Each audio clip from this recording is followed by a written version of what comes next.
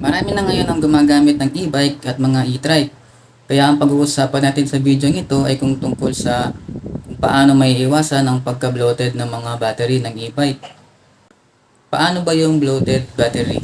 Sa mga hindi pa nakakaalam, ito yung lumulobo ang mga battery ng mga e-bike lalo na sa mga lead acid. Ano mga dahilan ng bloated battery?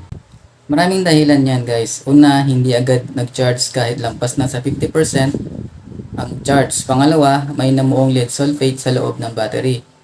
Pangatlo, overcharge at pang-apat, na-drain ang battery. Paano may iwasan ang paglobo ng mga battery? Para maiwasan ang pagka-bloated o paglobo ng battery, ay huwag hahayaang malobat o madrain ang mga battery. Kung di may iwasang malobat, ay kailangan pagkapahinga ng 30 minutes ay charge na agad ang battery kasi mas madaling mamuo ang lead sulfate kapag na-drain ang battery. Ano ba yung lead sulfate?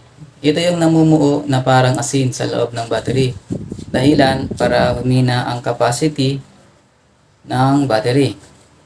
Para palaging ligtas ang battery ay 50% lang ang kailangan na ginagamit mo dito. Sample yung 48 volts na battery, ang voltahe niya kapag 50% discharge ay 48.4 volts to 48.8 volts. At kung 60 volts naman ang voltahe sa 50%, discharge ay 60 volts, discharge ay 60.5 volts to 61 volts. And kapag 72 volts naman ay 72.6 volts to 73.2 volts. Ayan guys, para mas madaling masundan at hindi ka nalilito, kung 48 volts ang battery, i-charge mo na sa 48 volts reading sa voltmeter ng e-bike mo. At ganoon din sa 60 volts at 72 volts. Isa pang paraan para maiwasan ang pagka-bloated ay every 3 months, i-check ang battery, parang preventive maintenance na rin. Ang gagawin dito ay babawasan ng charge ng battery hanggang 80%. Paano ba yon?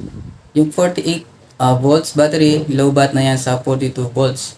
Yung 60 volts, low bat na sa 52.5 volts. At yung 72 volts ay low bat na rin sa 63 volts.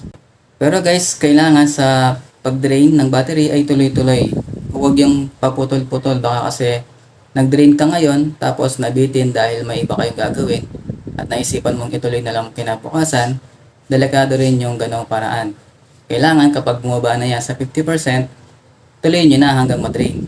Ayan guys, kapag low bat na ay ipahinga ninyo muna ang e-bike at pagkatapos ay i-check na ninyo ang voltahe ng bawat battery kung merong isa sa mga battery na mas mababa kaysa sa mga kasama niya. Ay may risk na yan na masisira ang mga battery. Kailangan pare-pareho lahat. Kung 11 volts ang reading, dapat lahat sila ay 11 volts.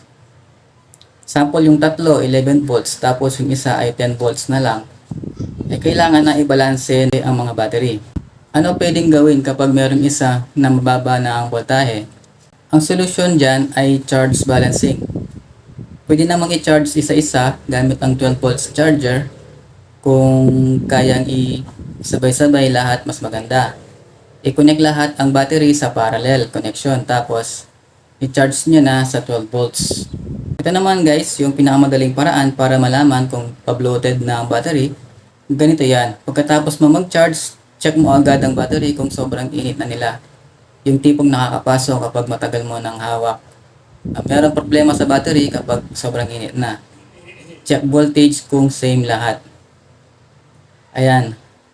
So, bale, ganun lang guys. Ayan, sana may natutunan kayo. Like and share this video kung meron kayong nais itanong o malaman sa e-bike ninyo, at kung kaya ko namang sagutin ay sasagutin natin yan. Hanggang dito na lang. Maraming salamat and God bless.